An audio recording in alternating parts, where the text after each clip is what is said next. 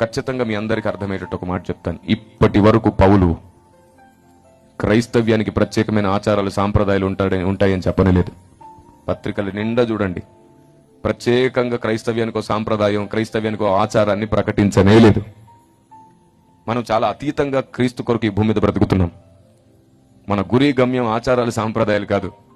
యూదులకు ఉండేవి ఆచారాలు సాంప్రదాయాలు, అందులోంచి బయటికి వచ్చాడు పౌలు. పౌలు ముందున్నది ఒకటే దర్శనం, ఒకటే కర్తవ్యం.